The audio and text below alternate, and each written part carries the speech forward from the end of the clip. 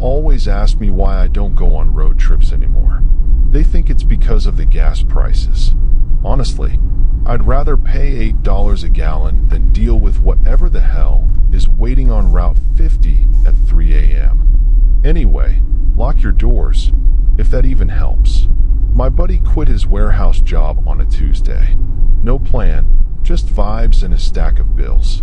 Since I've been driving long haul for years, I told him, "Look, come ride shotgun.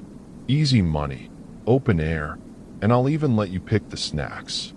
By Friday, I was wishing I'd just let him stay unemployed. We were hitting a dead stretch in West Virginia, just forest and fog. About 2 a.m., we get stuck behind this semi-truck.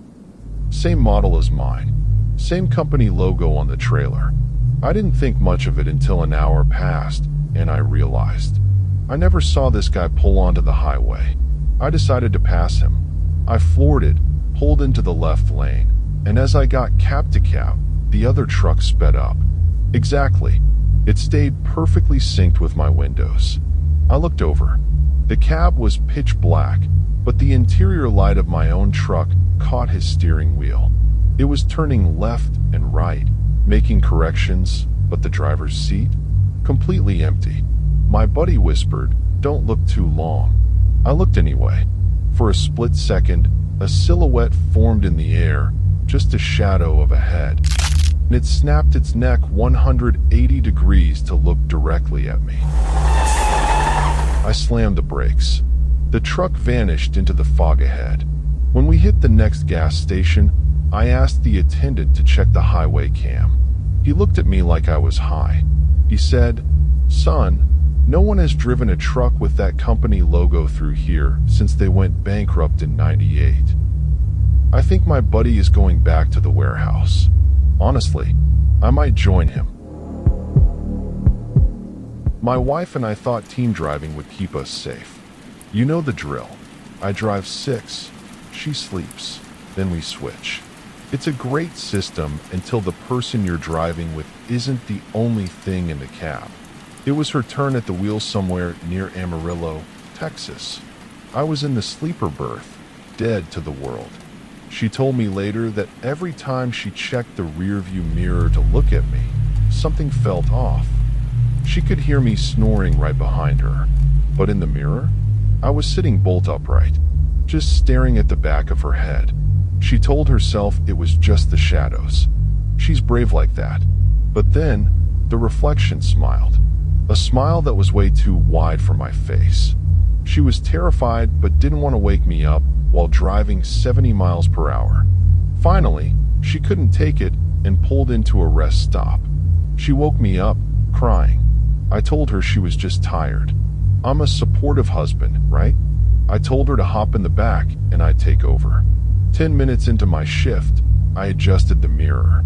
I saw a hand, pale, long fingers, reach out from the dark of the sleeper berth and slowly rest on her shoulder while she slept. I didn't say a word. I didn't even breathe. I just hit the gas and didn't stop until the sun came up. We don't drive at night anymore. If the sun goes down, the truck stays parked.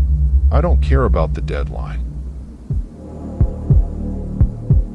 20 years on the American highways, and you start to think you've seen every weirdo and every wreck there is.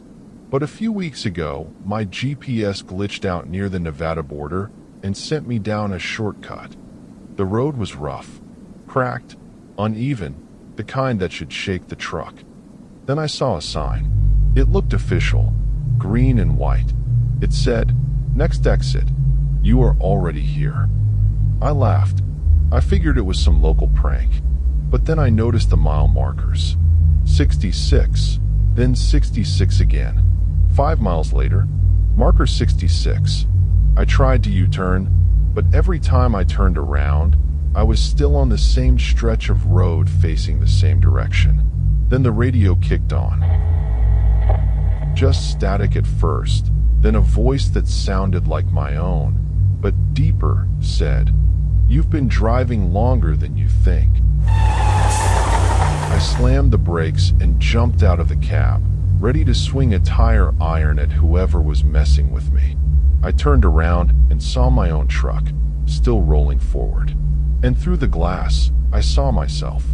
I was sitting in the driver's seat, staring straight ahead, looking perfectly calm. I blinked, and suddenly I was back in the seat. The engine was humming. The GPS was back on the main highway. But sitting on my passenger seat was a rusted, old road sign that simply said, "You are here." I retired last week. I think 20 years was plenty. If this stories gave you a reason to keep the lights on tonight, do me a solid and hit that subscribe button. I'm building this community around the stories you want to hear, so drop a comment below.